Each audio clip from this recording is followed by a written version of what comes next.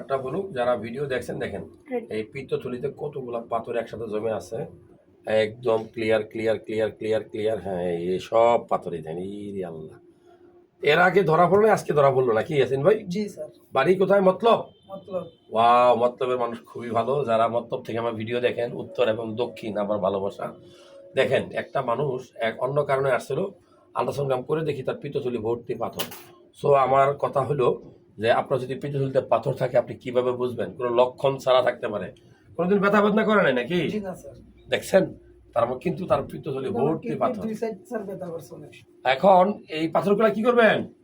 Operation করতে। Operation করে ফেলা উচিত। সরাসরি আমার প্রশ্ন হলো, কোন রকম ঔষধ, হালুয়া, মেডিসিন, ফাইল, তারপরে কি বলে হোমিওপ্যাথিক, আমরা কিন্তু অনেক বুঝাইবো যে ওষুধ খেলে ছোট হয়ে যাবো।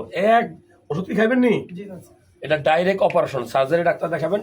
এটা আমরা বলি যে কসমেটিক অপারেশন, আপনারা অনেকে বলেন, আর আমরা বলি ল্যাপারোস্কোপিক সার্জারি। হ্যাঁ, 4টা ফুটা করে আপনার পাথরগুলো বের করে নিয়ে আসবে। আমি নিজে সেই রুগী, পিত্তথলির পাথর অপারেশন করলে কিচ্ছু হয় না, স্বাভাবিক।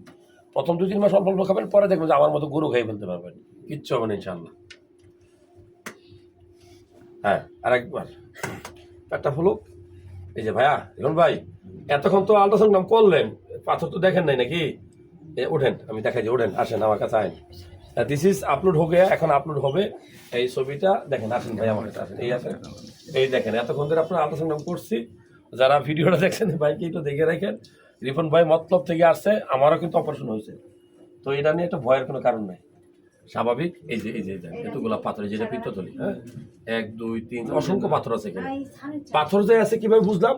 এই যে ছায়া পড়তেছে, দেখেন শ্যাডো, ছায়া পড়তেছে না, যে কালো হয়ে আসছে। ধরেন ওই সূর্যের আলো যদি ওই দিক থেকে আসে, এখানে একটা পাথর থাকলে পাথরের পিছনে দেখবেন ছায়া থাকবে।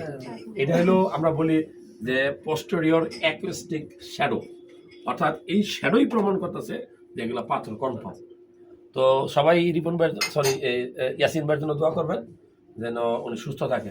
অপারেশন করে নেবেন, স্বাভাবিক, কোনো বিষয় নেই এটা।